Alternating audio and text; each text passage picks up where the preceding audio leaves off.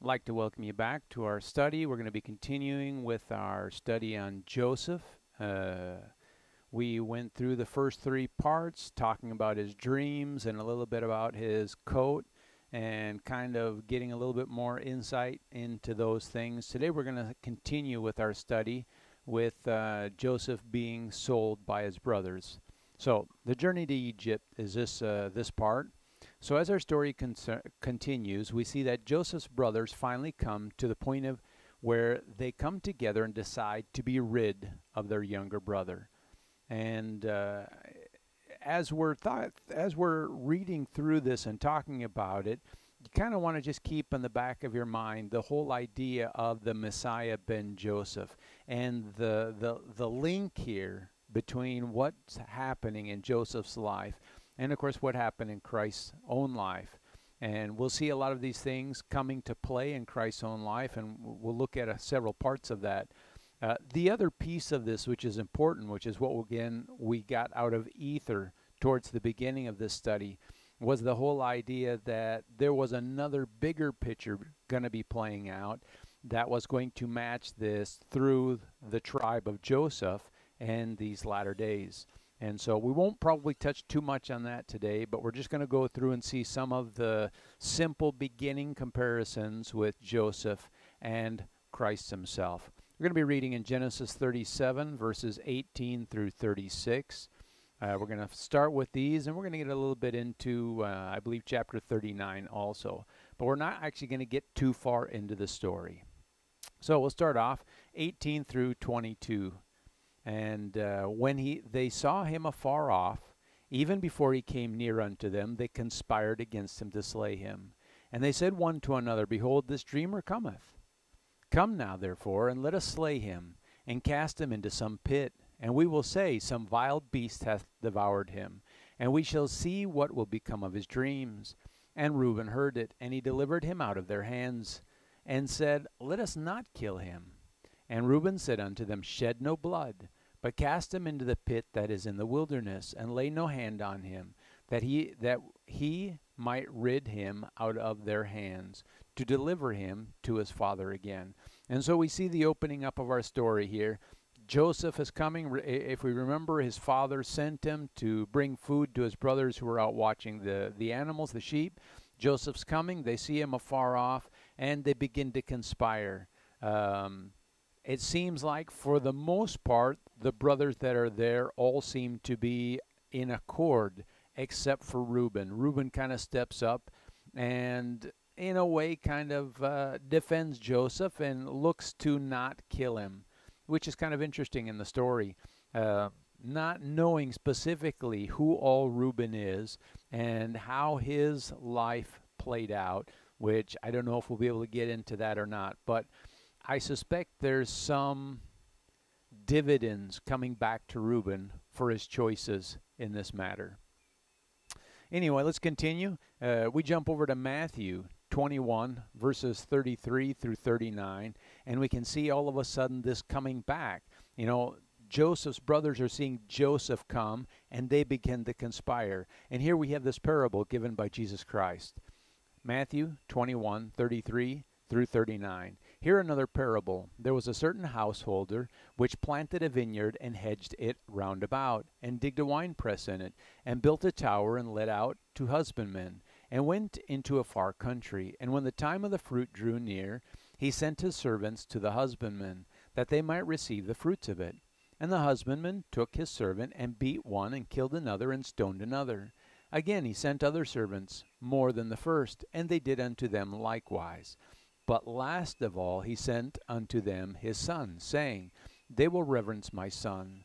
But when the husbandmen saw the son, they said among themselves, This is the heir. Come, let us kill him. Let us seize his inheritance. And they caught him and cast him out of the vineyard and slew him. And so here again we have this parable. This, on the other hand, is not speaking of Joseph, although it could have been speaking of Joseph, but this is actually focusing on Christ himself. It says that they see the Son, Jesus Christ, the heir, coming afar off, and they conspire against him. Again, they want to kill him. They want to seize the inheritance. And of course, we know from our story of Joseph, Joseph actually is the one who receives the inheritance. And so, again, you have that parallel here. And so they catch him, and they cast him out of the vineyard, and they slew him. And of course, the story of Joseph basically follows the same tenets. They catch him, and as we'll see as we continue the story, they're going to cast him out of the vineyard where they're living. And as far as they're concerned, he's dead. And so we can see how these two stories parallel themselves so well.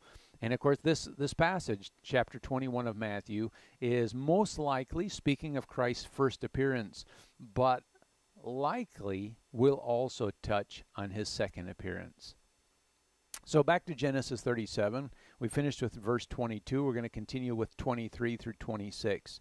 And it came to pass, when Joseph was come into his brethren, that they stripped Joseph out of his coat of many colors, or long coat, that was on him, and they took him and cast him into a pit. And the pit was empty, there was no water in it. And they sat down to eat bread, and they lifted up their eyes, and looked, and beheld a company of Ishmaelites from Gilead, with their camels bearing spicery and balm and myrrh, going to carry it down to Egypt. And Judah said unto his brethren, What profit is it if we slay our brethren and conceal his blood? So not too far from where all of these brothers are watching the sheep, there's obviously a main thoroughfare.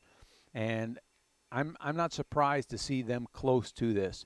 As we read in one of the first stories, one of the reasons that Joseph's brothers disliked him was because Joseph was tattletaling on them. He was telling about their evil deeds. And of course, what does that have to do with this? Well, likely this main thoroughfare where all the people are traveling is where the interesting things are happening. Also where the temptations are happening. And so this is where they're watching their sheep. I think a little bit of Abraham and Lot, and when he asked Lot, showed him all the land and said, where would you like to live? Way out here in the middle of nowheres, or up there banked up next to Sodom and Gomorrah? Lot looked around and said, well, I'll take over by Sodom and Gomorrah, cozying up with the things of this life. And so here we see a little bit of that playing out. They're up against the road. Along comes a group of Ishmaelites from Gilead. They're bringing their wares, spicery, balm, myrrh, other things, heading down to Egypt. And we'll see that when it says heading down to Egypt, it's kind of not really a perfect terminology, but it is to a degree in the way in which their path would lay. But Judah is stepping up and he's saying, let's not kill him. There's money to be made in this. And so he's looking at this as a business venture.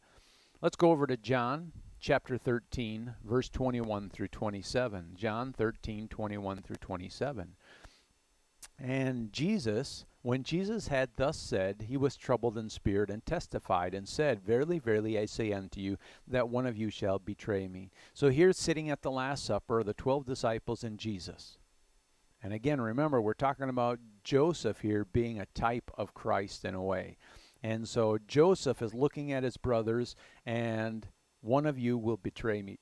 One of you, more than any, is the one looking to make some gain out of this. This is what Jesus is saying to his disciples. Verse 22, Then the disciples looked one to another, doubting of whom he spake. Now there was leaning on Jesus' bosom one of the disciples whom Jesus loved. Simon Peter therefore beckoned to him, that he should ask who it should be of whom he spake. And then lying on Jesus' breast, and he, then lying on Jesus' breast, said unto him, Lord, who is it? Jesus answered, He it is to whom I shall give a sop, when I have dipped it. And when he had dipped the sop, he gave it to Judas Iscariot, the son of Simon. And after the sop, Satan entered into him. Then Jesus said unto him, That thou doest, do quickly. And of course, interesting, you can see I have in brackets here the word Judah, because technically in the Hebrew, Judas and Judah are the same word. And it is Judah who's looking to make a buck off of Joseph. Here again, it is Judah or Judas who's looking to make a buck off of Jesus. And of course, this is all revolving around food again. Jesus is coming to eat the Last Supper with him. Joseph's bringing food down to his brothers, and we have the same parallels in that both Judah or Judas is the one that's piloting, so to speak, this effort to get rid of Jesus or Joseph. Back to Genesis. Genesis 37, we read through verse 26. Let's continue with 27 through 31. Come, let us sell him to the Ishmaelites, and let not our hand be upon him, for he is our brother and our flesh, and our brother and his brethren were content. Then there passed by Midianites, merchantmen. They drew and lifted up Joseph out of the pit, and sold Joseph to the Ishmaelites for 20 pieces of silver. And they brought Joseph into Egypt. And Reuben returned unto the pit, and behold, Joseph was not in the pit, and he rent his clothes. And he returned unto his brethren, and he said, The child is not. And I, whither shall I go? And they took Joseph's coat, and killed a kid of the goats, and dipped the coat in blood. And so they pull out Joseph from the well, and they sell him. These are Midianites from the Ishmaelite territory that are traveling. We'll see a map here in a moment. They're traveling first north up to Gideon. They're picking up Joseph, obviously, traveling a little bit west, and then they'll be traveling kind of a southwest down into Egypt to sell their wares. This is what is called the King's Road, and they're traveling on this road, doing business the whole way, buying from certain people, selling to others, etc. And so these people come on by, and here are Joseph's brothers selling Joseph, and they sell him for 20 pieces of silver. Reuben comes in, and it's interesting that he returns, because you can almost see that there's the potential for some distance here. It doesn't really tell us where Reuben was, but he wasn't over by the road where everyone else was. He comes, he looks in the pit, Joseph's not there, he tears his clothes. He's distraught, and that's important. So we have Joseph being sold to the Midianite Ishmaelites for 20 pieces of silver. And of course in Matthew 26:15, Judas goes before the Pharisees and says, What will you give me? And I will deliver him unto you. And they covenanted with him for 30 pieces of silver. And, you know, I don't really know the difference here, but I've read certain commentaries that insinuate that the 20 pieces of silver for the which Joseph was sold is actually equivalent to the 30 pieces that Jesus was sold for. And it's just a matter of time and the difference in value of currency. But that in the end, the two currencies, the two amounts actually came out the same. I can't say if that's true or not. I haven't done enough investigation into it, but it is interesting. And so as a shadow of the real Messiah, we see that Joseph was sold just as Jesus was. And of course, we have the prophecy in Zechariah chapter 11, verse 12 that says, And I said unto them, If ye think good, give me my price, and if not, forbear. So they weighed for my price 30 pieces of silver. And so you have this prophecy in the Old Testament already setting the stage for what was going to happen to Christ. And so here we have in the beginning of the Bible, in the time of Joseph, we have in the middle of the Bible in the minor prophets, and now in the New Testament, Jesus fulfilling these prophecies. And we can see that God's word is perfect. And so here we have the map. You have Midian down to the southeast and Saudi Arabia just below Jordan. You can see the red line. This is approximately the road that they would have taken up through Jordan, up into Gilead, and they would have then crossed over by the sea, the Mediterranean Sea, and come down the Canaanite side and into Egypt to have done their selling. And this is approximately what is thought to have been the path that these Ishmaelites, Midianites would have been on. Back to Genesis 37. We've read through 31. We're going to continue with 32 through 36.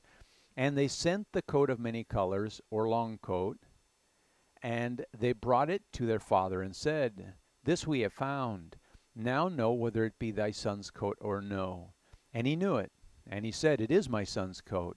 An evil beast hath devoured him. Joseph is without doubt rent in pieces. And Jacob rent his own clothes, and put sackcloth upon his loins, and mourned for his son many days. And all of his sons and his daughters rose up to comfort him, but he refused to be comforted. And he said, For I will go into my grave unto my son mourning. Thus his father wept for him. And the Midianites sold him into Egypt to Potiphar, an officer of Pharaoh's and captain of the guard. And so, his brothers take his coat, they rip it, they dunk it in a little bit of blood, they bring it back, show it to their father. Obviously, it was remarkable, and his father recognized it very simply. It is my son's coat. And then he proceeds to rip his own clothing in mourning. And he's distraught. He says, I'm going to go down to my grave weeping for my son that is lost. And of course, as far as he's concerned, his son is dead. He has no other thoughts otherwise. Obviously, part of Joseph's brothers, they sold him into Egypt. They probably assumed Joseph's end would be death, and he was, as far as they were concerned, dead to them. But, for his father, literally, he was dead. He didn't know any of the other plans that his sons had made. And so what is the spiritual symbolism of the ancients when they rend their clothing? And I think this is really important because throughout this story we're seeing tantalizing tidbits of prophecy telling us about the future. So in this story we have 3 rent garments. First we have Joseph's tunic, which his brothers ripped. Then we have Reuben's tunic, which he himself ripped. And finally, Jacob's tunic, which he also himself ripped. And when we take into account 1 Samuel 15, 26 through 28, 1 Kings 11, 29 through 31, and then 2 Samuel 1, verses 1, 2, and 11, we can see that the rending of clothing often had a couple different meanings. This is all kind of playing in together, and I think important to this passage. The first thing, it had to do with mourning or sadness. In other words, you ripped your clothes because you were in anguish. And we can see in Reuben's case and in Jacob's case, this is highly likely that these emotions were playing in this. But there may also been other things coming to a head here that even they didn't understand. Second, it has to do with prophetic dividing of kingdoms. Quite often in Scripture, when a garment was ripped, it talked about the division of this kingdom or this tribe. And so Jacob rends his coat. Is his kingdom eventually divided? Yes. We know that it's divided between the approximately 10 tribes that went to the north, which were then called Israel, under Ephraim's guidance, and the 2, roughly speaking, tribes that stayed in the Jerusalem area, which were called Judah or Jews after a time. The kingdom was rent. The Assyrians came in, destroyed the upper 10 tribes, and sent them out into the world a couple hundred years earlier. Then Nebuchadnezzar and Babylon came in and destroyed the lower 2 kingdoms and brought many of them into captivity. We know that they did go back under Ezra and Nehemiah, but even then under the Roman emperor, the empire, Israel was finally destroyed, and all of the 12 tribes were taken out of the area. And its name was changed to Palestine, of course, and we know that history.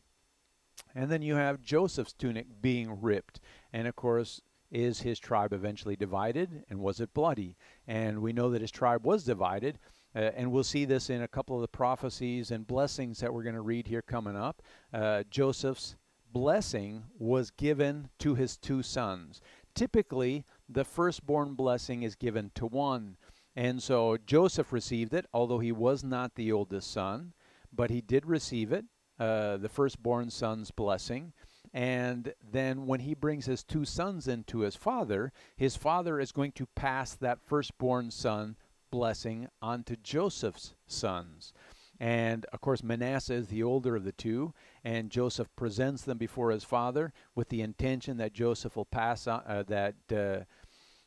Israel will pass on the blessing to Manasseh.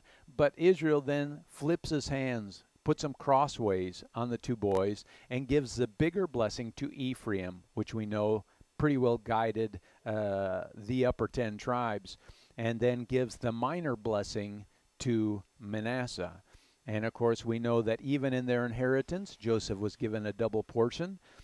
Beyond that, we know from the aspect of the Book of Mormon, a part of Joseph's family was displaced, taken from the Middle East across the ocean and then planted here in the Americas. And so that's another piece of this whole story about it being divided up. Was it bloody? Well, we'll look a little bit more into that as we go. And then lastly, Reuben rends his coat. And of course the question is, was his tribe eventually divided? And how does that play out? And I don't know the full extent of that at this point. Perhaps I'll get into that at some point. I can't say for sure yet. That's a much more difficult topic to touch on because we know so much less about Reuben. But for now, I'm just going to leave that question out there. Was Reuben's tribe eventually divided also, as we can see that these others were? Coming back to Joseph's tunic being rent and his tribe being divided, we find this in Jacob's blessing to Joseph and Israel's blessing to Joseph. In Genesis 49, verses 22 and 23, Joseph is a fruitful bough, even a fruitful bough by a well, whose branches run over the wall. The archers have sorely grieved him, and shot at him, and hated him. And so this touches on the 2 points. One, that Joseph's tribe would eventually travel over a wall, or over this division. However you want to look at it, this is a wall, a well. This is a division between 2 areas. They were going to travel over it, not around it. If they could have just traveled around it, they would have. And so this indicates that whatever this body of water is, it's fairly large. You can't go around it. You've got to go over it. And it also talks about the second part, Joseph would be sorely grieved by battles. And of course, that is brought in my original question, would it be bloody? And it appears like there's going to be some battles here. And so both of these points, I think, really play into the rest of the story of Joseph. And then we go into Hosea chapter 5, verses 14 and 15, and we have this piece of prophecy also. For I will be unto Ephraim as a lion, and as a young lion to the house of Judah. I, even I, will tear and go away. I will take away, and none shall rescue him. And I will go and return to my place, till they acknowledge their offense and seek my face. In their affliction they will seek me early. And so this speaks both of Ephraim and Judah, of course, but we're focusing on Joseph's line. This speaks of the day when Ephraim and the 10 northern tribes would be tore away from Israel and scattered throughout the known world. And we know that that happened, and the Assyrians came in, and it was bloody. And of course, the reign, the whole time period of the 10 kingdoms of the north was really not a very good time either. They didn't have many good kings at all, and were basically just really idolatrous. They had abandoned almost completely the service to the true God. And so let's continue. Genesis 48, verses 17 through 20. And when Joseph saw that his father laid his right hand upon the head of Ephraim, it displeased him. And he held up his father's hand to remove it from Ephraim's head unto Manasseh's. And Joseph said to his father, Not so, my father, for this is the firstborn. Put thy right hand on his head. And his father refused, and said, I know it, my son, I know it. He also shall become a people, and he also shall be great. But truly his younger brother shall be greater than he, and his seed shall become a multitude of nations.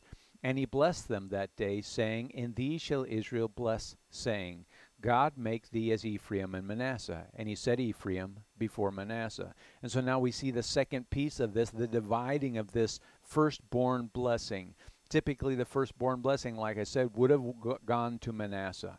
And it normally only goes to one of the kids. But in this case, actually the blessing is split. The larger part of the blessing goes to Ephraim, the younger son, and the smaller part of the blessing goes to Manasseh, the older son. But the blessing here in this seems to indicate that they will become nations and multitude of nations. So Manasseh being a nation, a smaller group of people, Ephraim representing a multitude of nations, a much larger area, more or less. And so again, you have the splitting of the family, of the tribe. So let's look at the time period that our story is taking place in. What Pharaoh is alive and in power. And there's a lot of debate today going around as to, the time in Egypt when it was, who was Pharaoh and who was in power. Based on all the evidence that I can find in my own studies and research, I'm going to say that likely we are in the 12th dynasty of the Egyptian kingdom when Joseph's coming in. And so you can see on the left-hand side here the little white image that talks about Joseph coming in. He arrives in Egypt. He's appointed vizier. The Israelites arise in Egypt. And then we come on to the 13th dynasty and soon the 14th dynasty. We have these periods when Egyptian kings have been reigning. And now down on the bottom right-hand side of the slide, you see the names of the different pharaohs. And we are in Amenemhat the first to third time period, which in the changes of the dating is right around 1770 to 1637. Approximately speaking. This is the most likely period of time when Joseph is being brought in. This is also called the Middle Kingdom. This is an image. I did not make this image. I actually took it from someone else. There's a really good video out there that goes through all of these changes in times and what they're looking at. And so what we see is a wall here in this image. And this wall has 3 time periods on it. It has the Old Kingdom, which technically is before Egypt as we know it. The Middle Kingdom, and Joseph's coming into Egypt during the 12th Egyptian dynasty, or about 1720 to 1670, roughly speaking. And then you have the New Kingdom, which is actually when Ramses is governing. And I know a lot of the movies in Hollywood like to put the Exodus into Ramses' time period. The reality is there's absolutely no evidence archaeologically or otherwise that there were any Semites in Egypt or that there was an Exodus during the New Kingdom period. The only evidence that exists in any time period for the truth of what the Bible says is actually in the Middle Kingdom. There we actually have evidence of Semites living in Egypt in archaeological ruins, and we also have evidence of ruins. And actually there's a really cool history that I probably will touch on at some point in this study that was kept by an Egyptian that actually talks about the different plagues that came in the story of Exodus. And so we'll probably get to that. But that is all happening in the Middle Kingdom, not in the New Kingdom. The Middle Kingdom is known as more or less the high point of art and literature in Egypt. The Old Kingdom's known for the time of the pyramids. And the New Kingdom is actually known for world dominance. So each one of these kingdom periods is known for something a little bit different. But there's no archaeological evidence for Semites in Egypt or even the Exodus in the time of Ramses, which is why it doesn't really fit there. You know, if there was any evidence, that would be fine. But actually all the evidence points to it being in the Middle Kingdom. And as far as I'm concerned, I'm good with that. Genesis chapter 39, verses 1 through 6. And Joseph was brought down to Egypt, and Potiphar, an officer of Pharaoh, captain of the guard, an Egyptian, bought him of the hands of the Ishmaelites, which had brought him down thither. And the Lord was with Joseph, and he was a prosperous man, and he was in the house of his master in Egypt. And his master saw that the Lord was with him, and the Lord made all that he did to prosper in his hands. And Joseph found grace in his sight, and he served him, and made him overseer over his house. And all that he had he put into his hand. And it came to pass, from the time that he had made him overseer in his house, and over all that he had, that the Lord blessed the Egyptian's house for Joseph's sake. And the blessing of the Lord was upon all that he had in his house, and in the field.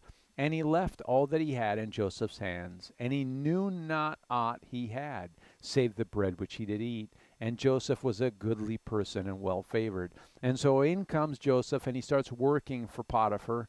And Potiphar is an important officer in the Egyptian kingdom. Joseph's working for him, and we can see that it says here, everything Joseph does is being blessed by God. Quite remarkable. It says here in verse 6 that Potiphar actually had no clue even how much his investments, lands, properties, whatever were growing. All he knew was that he had food on his table every day, and that was good. And so very interesting, the confidence that he actually put into Joseph. And we're going to jump down in this passage. There's a middle passage there that I'm just not going to read at the moment, not because I don't like it or anything. It's just not part of the story that we're talking about right now. So we're going to go down to verse 20 to 23. And Joseph's master took him and put him in prison, a place where the king's prisoners were bound. And he was there in prison. But the Lord was with Joseph, and showed him mercy, and gave him favor in the sight of the keeper of the prison. And the keeper of the prison committed to Joseph's hand all the prisoners that were in the prison. And whatsoever they did there, he was the doer of it. And the keeper of the prison looked not to anything that was under his hand, because the Lord was with him. And that which he did, the Lord made to prosper. And so again, you have this other piece. You know, Joseph was working. He was well liked as a worker. But eventually, because of a falling out with Potiphar's wife and her attempting to seduce Joseph, Joseph is taken and put into prison and is in this time of captivity. And so this kind of wraps up part 4 of this study. We'll probably get into a little bit more when we get into part 5. Till then, hopefully this will whet your appetite to get in and study a little bit more yourself. And I hope this has been a blessing to you. God bless.